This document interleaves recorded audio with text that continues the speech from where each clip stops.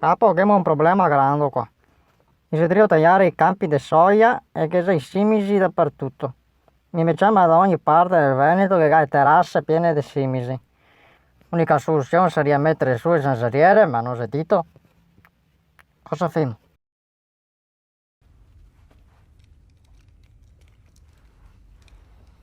E ora tutti quelli che ha messo su il zanzariere a casa, fuori da qua. Amico, è veneziano a casa, cosa faccio? Vado fuori o sto dentro? E te pari scema, ma non ti si mia intelligente.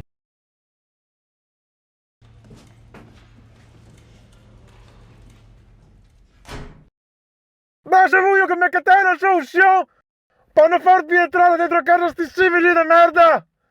Non è possibile che appena che taglia la soia e tacca a dappertutto e viene dentro a casa perché è freddo! Voglio can!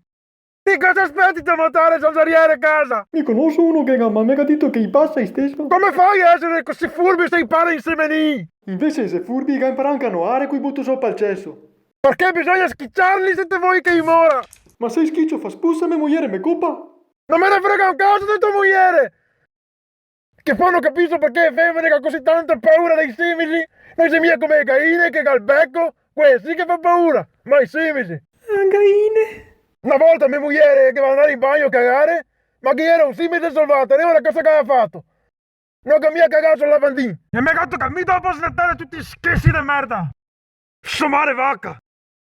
Non essere buoni di guardare un film silenzio perché ti senti che vai in giro e sbattuto sul muro. Neanche i soci non si comporta così. Punto che sia permesso. Porco e fuori non bastava il Covid, si mette anche i simili adesso. Roba peso se cattassi dentro le braghe o dentro le camicie appena stirai. Non ho neanche più coraggio mettere fuori la roba, asciugarsi. E sapevi cosa che c'è anche da dire? Se vieni dalla Cina sti fiori di puttana, tanto va a cambiare. Adesso che scrivo a Zaia, vara, perché non si è permesso? Sì, misi di merda.